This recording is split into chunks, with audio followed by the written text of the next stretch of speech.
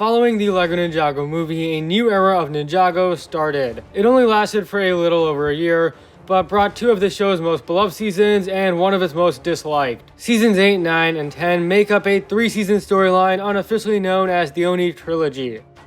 In January of 2018, Season 8, Sons of Garbodad, started airing. This was the first season to air after the movie, but also with the new designs. Although the movie was more childish, Season 8 established a darker and more mature tone, and the animation also was improved. Generally, most people liked the season, and is praised heavily for its change in tone. It challenged many expectations about what Ninjago usually is. It's still the only season where the villains won.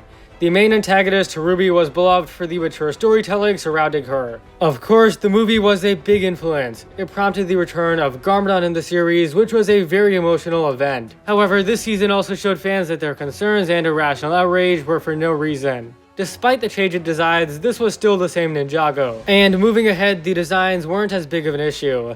The major lesson here was that fans should trust the creators instead of unfairly judging. Season 9 arrived in the summer, resuming right where Season 8 left off. Like Season 8, it brought many new ideas, featuring a two-realm story where the villains had already won. It also focused heavily on dragons as well as Wu, and it continued the dark tone, with numerous characters dying. This was another season praised heavily by fans, and it was also another accomplishment for post-movie Ninjago. Season 9 ended off ominously, implying the return of the Oni, but also hyping up fans. After all, it was the first time in years the show was doing a multi-season story. Throughout the rest of the year, fans waited eagerly for Season 10. But then, in December of 2018, it was announced that the Higman brothers, Ninjago's writers, would be leaving the show. This announcement came as a surprise, and fans thanked the brothers for their work over the years, and for writing stories that will be remembered for ages to come. They announced that Bragi Schutt, who had helped with Seasons 8 and 9, would succeed them as the head writer. Unfortunately, he did not get a great start.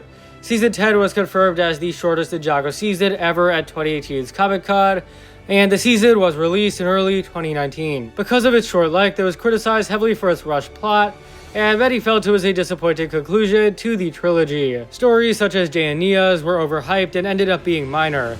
But to be fair, not everything about this season is hated. For example, most people seem to have liked Garbodad, but as a whole and in general, March of the Oni was definitely disliked. Season 10 really capitalized on nostalgia with the Tornado of Creation and Golden Weapons. This was because of 10 seasons, but also for another reason. Unbeknownst to fans, Ninjago was about to enter yet another phase. Masters of Spinjitzu was about to come to a close.